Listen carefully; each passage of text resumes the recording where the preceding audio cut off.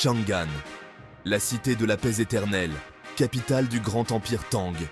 C'était une cité de merveilles, un phare de civilisation. Les gens venaient des confins de la terre pour s'émerveiller de sa splendeur. De larges avenues grouillaient de marchands, de moines et de fonctionnaires.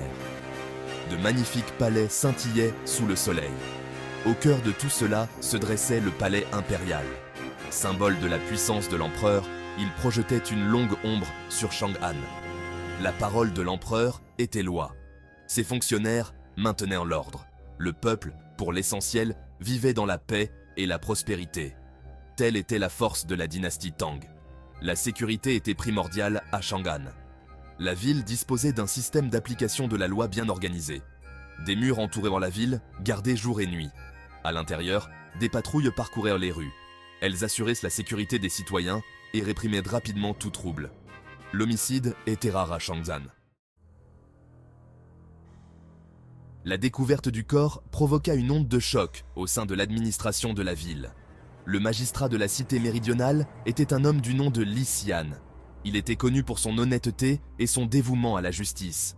La nouvelle du meurtre le remplit d'effroi. Ce n'était pas un crime ordinaire. La victime était un haut fonctionnaire, un proche confident de l'empereur lui-même. Les implications étaient énormes. Li Xian savait que l'empereur exigerait une justice rapide. L'échec n'était pas une option. Li Xian se précipita sur les lieux du crime.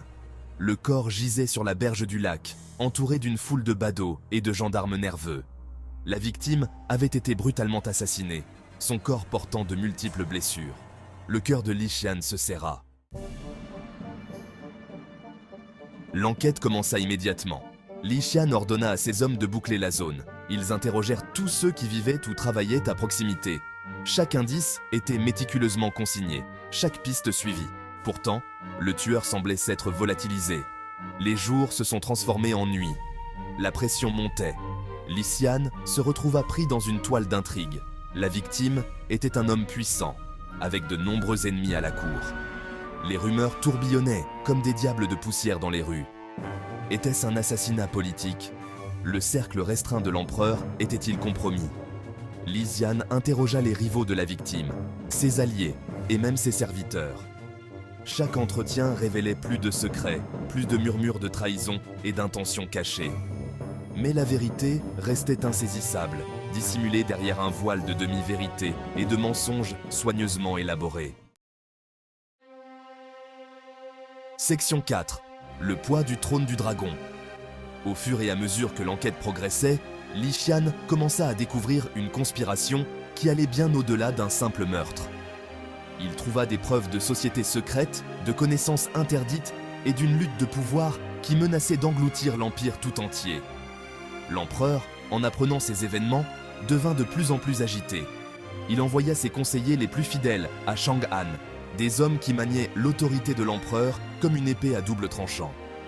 Leur arrivée projeta une ombre menaçante sur l'enquête de Li Xian. Il savait que ces hommes n'étaient pas là pour l'aider à trouver la vérité. Ils étaient là pour protéger l'empereur, même si cela signifiait enterrer la vérité à jamais. Le poids du trône du dragon pesait sur lui, menaçant de l'écraser. Section 5. Ombre et acier. La mention de prouesses en arts martiaux ajouta une autre couche de complexité à l'enquête. La dynastie Tang était une époque où les arts martiaux étaient florissants. Les monastères formaient des guerriers à des disciplines transmises de génération en génération. Certains de ces guerriers offraient de leurs services aux plus offrants, devenant des épées à louer. Un artiste martial pouvait-il être impliqué dans cette affaire? Cette pensée glaça le sang de Li Xian. Si l'assassin possédait de grandes compétences, il serait presque impossible de l'appréhender par des moyens conventionnels. Il pouvait être n'importe qui, se cachant à la vue de tous. Li Xian commença à consulter des experts en arts martiaux, des maîtres d'escrime, de combat à mains nues, et même d'obscures formes d'arts martiaux ésotériques. Il avait besoin de comprendre l'esprit de son ennemi, d'anticiper son prochain mouvement. Section 6. La peur au palais de lumière. La possibilité qu'un artiste martial soit impliqué dans le meurtre sema la peur à la cour. L'empereur, malgré son immense pouvoir, n'était pas invulnérable. Un assassin habile pouvait le frapper aussi facilement que n'importe quel autre homme. Des rumeurs de poison, de lames cachées et de coups mortels capables de tuer d'un seul geste se répandirent dans le palais. L'empereur, autrefois un dirigeant confiant, devint renfermé et suspicieux. Il s'entoura de gardes, sa confiance envers ses conseillers les plus proches étant ébranlée. La ville de Chang'an, autrefois un phare de paix, semblait désormais enveloppée de paranoïa. L'enquête avait révélé une obscurité sous la surface de l'Empire, une obscurité qui menaçait de tout consumer sur son passage. Section 7. Justice, pouvoir et mandat du ciel. Le meurtre au bord du lac de la cité méridionale marqua un tournant dans la vie de Li-Xian. C'était un rappel brutal de la fragilité de l'ordre, de la lutte constante entre la justice et le pouvoir. Il savait que la vérité était là, quelque part, mais la trouver exigerait un grand courage et une grande ruse. En approfondissant l'affaire, il réalisa qu'il ne cherchait pas seulement un tueur, mais qu'il était confronté à la nature même du pouvoir. L'empereur, la cour, le réseau complexe d'alliances et de trahisons, tout cela faisait partie d'un système qui pouvait facilement corrompre même les hommes les plus justes. Li-Xian, tiraillé entre son devoir envers l'empereur et son propre sens de la justice, savait qu'il devait faire un choix. Allait-il servir le trône ou allait-il servir le mandat du ciel?